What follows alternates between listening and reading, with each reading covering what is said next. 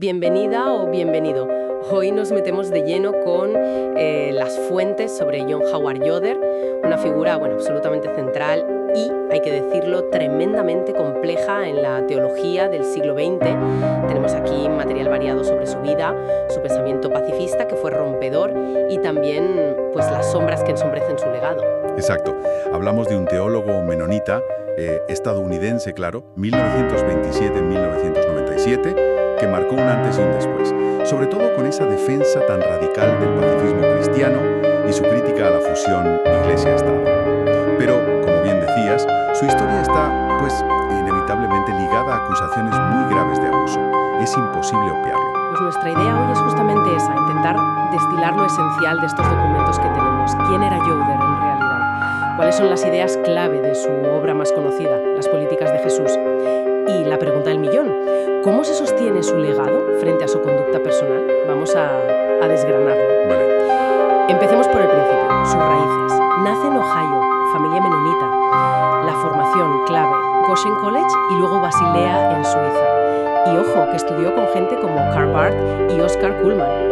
Parece que esa experiencia en la Europa de posguerra, trabajando en ayuda humanitaria y tal, fue lo que de verdad consolidó su pacifismo. Totalmente.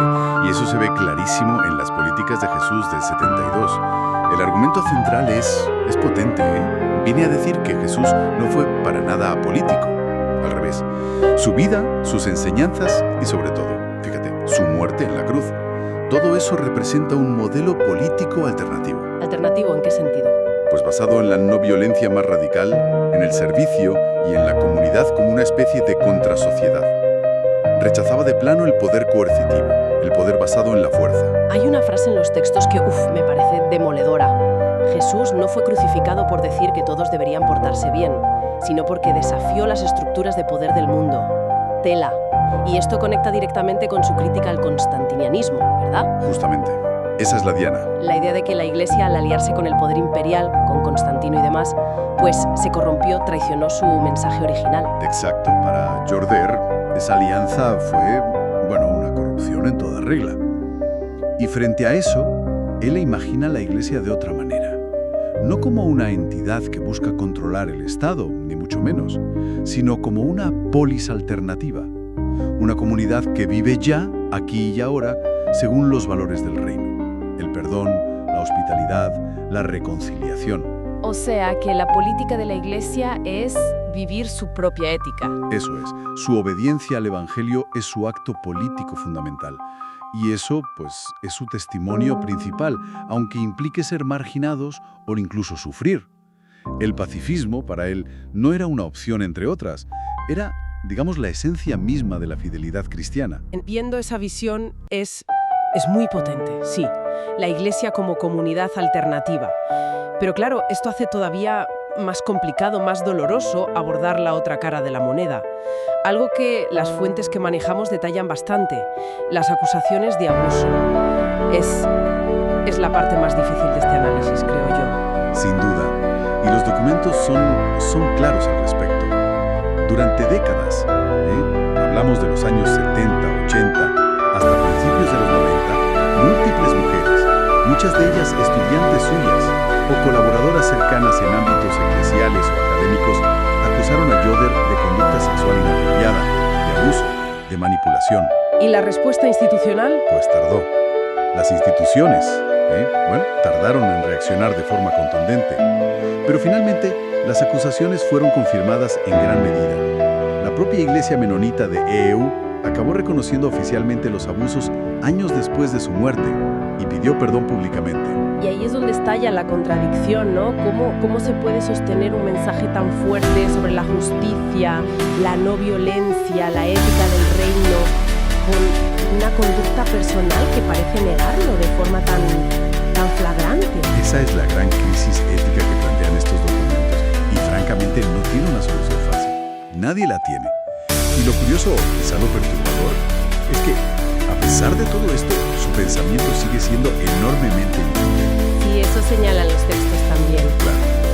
Subrayan su impacto en teólogos posteriores como O. Stanley Howard Was, en movimientos de resistencia no violenta, en la objeción de conciencia, incluso en esta idea muy actual de la Iglesia como una minoría con una voz profética en un mundo ya secularizado o postcristiano. Entonces, ¿cómo se lee a Yoder hoy?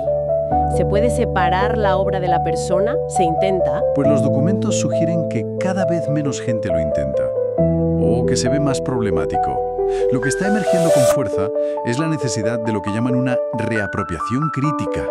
¿Reapropiación crítica? ¿Qué significa eso exactamente? Pues se trata de valorar sus aportaciones teológicas, que son innegables y para muchos muy valiosas, pero sin ignorar la crítica, integrando una crítica feminista y ética muy seria al abuso de poder que se dio. Implica reconocer la incoherencia y, sobre todo, el daño real causado a las víctimas. No se puede pasar por alto. Por ejemplo, algunas ideas suyas, como esa de la sumisión revolucionaria, hoy se miran con muchísima cautela. ¿Por qué?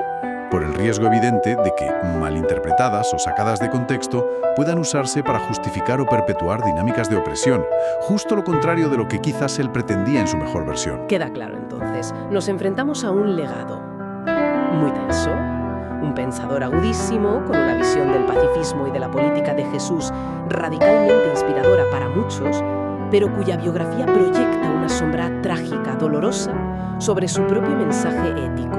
La atención es el núcleo de su legado hoy. Es ineludible. Y las fuentes reflejan cómo se intenta lidiar con ella. Algunos intentan rescatar la teología casi intacta, separándola. Otros la ven irremediablemente comprometida por la biografía. Lo presentan como profeto, a veces como hereje para la ortodoxia, incluso como traidor a su propia causa pacifista y ética. Obliga, en cualquier caso, a una lectura que no puede obviar al autor tan fácilmente, y menos cuando el corazón de su mensaje es precisamente la ética vivida, la coherencia. Y quizás la reflexión final que nos dejan estos materiales para darle vueltas es esta. ¿Qué implica para una comunidad, para un movimiento, sea religioso o social, tener que enfrentarse a las fallas éticas profundas de figuras que fueron fundacionales o muy inspiradoras? Sobre todo, ¿qué implica cuando esas fallas chocan frontalmente con la esencia misma de lo que esas figuras predicaban? Ahí queda la pregunta.